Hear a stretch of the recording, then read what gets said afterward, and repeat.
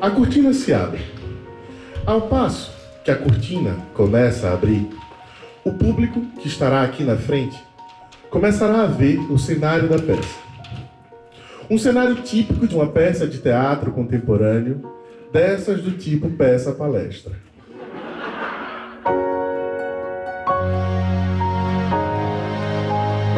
Eu participei do primeiro festival, né, que foi até com a Nova Velha História. Eu me lembro quando o Antunes entrou na sala de ensaios, ele falou, olha, tem 2 garotos aí de Curitiba que estão querendo fazer um festival de teatro lá em Curitiba e tal.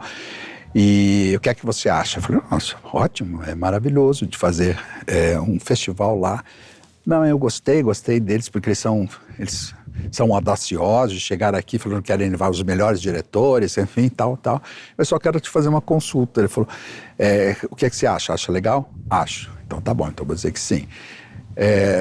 Depois ele veio e falou assim, olha, tô indo por tua causa. Porque ele tem aquele problema sério com Curitiba, de que foi o único lugar no mundo que Macunaíma não teve público. Então ele tinha prometido que não voltaria para Curitiba. Então ele falou, tô voltando por tua causa.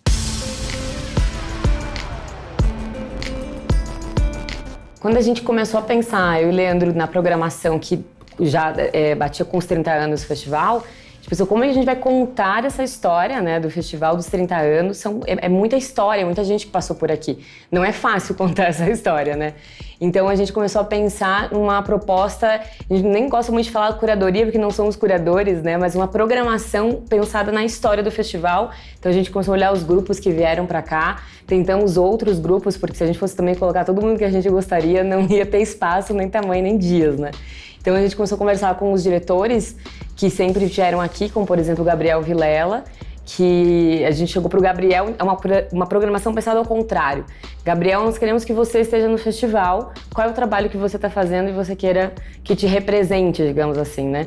E aí ele indicou o Cordel de Amor Sem Fim, que é um grupo dos Geraldos Encenas de Campinas, que nunca tinha vindo pro festival e é super legal, então a gente trouxe para cá. Então é uma curadoria pensada nesse sentido, né? Uma programação que conta a história com os diretores, por exemplo, o Gerald Thomas também, que esteve aqui, e também com alguns espetáculos que já haviam sido programados em 2020 pelo Guilherme Weber e o Márcio Abreu, e que também a gente aproveitou e já está apresentando agora em 2022.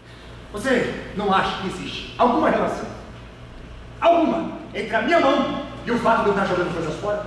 Não te ocorreu pensar que eu estou fazendo isso para o bem de todos? A minha trajetória se confunde um pouco com a do festival.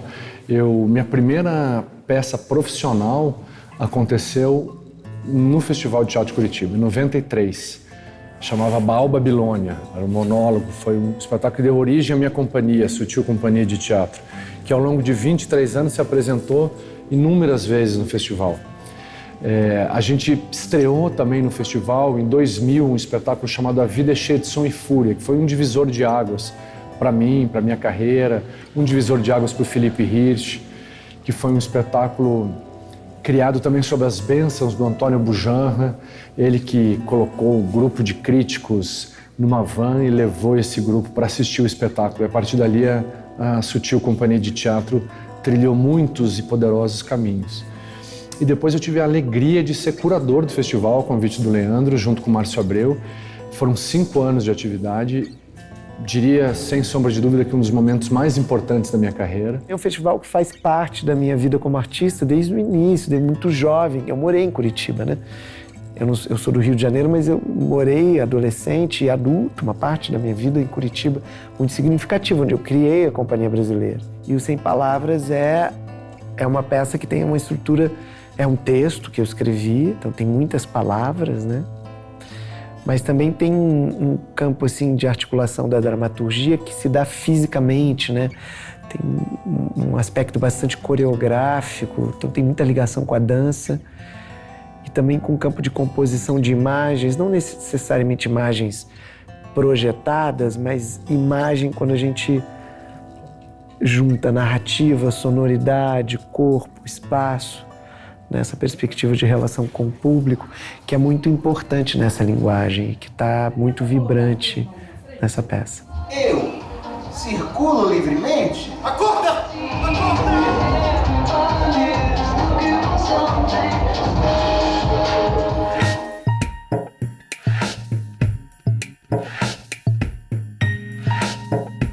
A Ópera de Arame foi construída especialmente para abrigar as peças do festival.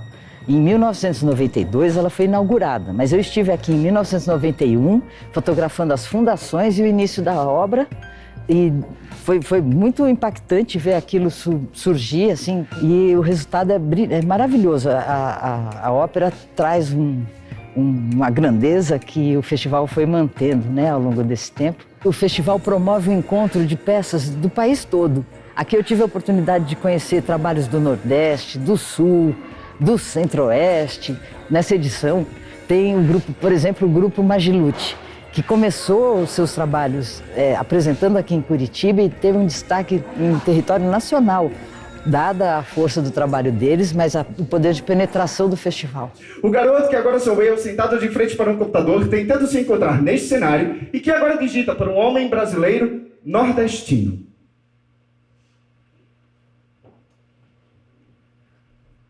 Ok, um gibão, outro gibão, uma sunga vermelha que passou, mais um chapéu de couro. A gente sempre pensa que o texto original do João Cabral, ele servia como um disparador, né? Um trampolim para que a gente viesse com as nossas discussões.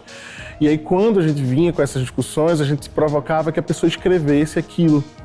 E aí acaba que, de alguma forma, todos os atores nas cenas, eles estão falando textos que, de alguma forma, eles propuseram. É muito doido quando a gente pensou em fazer a peça, eu fiquei muito instigado porque eu vivi mais de perto do que os meninos o que é esse Severino que a obra traz, esse Severino de fato, assim, o personagem com todas as suas questões. Eu tenho vários Severinos raiz, vamos dizer assim, dentro de casa. E eu fiquei muito instigado de poder confrontar essa realidade do Severino que foi colocada lá na década de 50 pelo João e essa que eu vivi há 15, 20 anos atrás e que eu vivo hoje, assim, e que aí a gente vive hoje enquanto nordestino também. Esse ano o festival faz 30 anos e faz 20 anos que eu vim pela primeira vez. Eu acho que o festival acabou testemunhando, né, um pouco, se lá imaginando no começo dele, ele era um pouco as estreias dos espetáculos chamados comerciais e tal.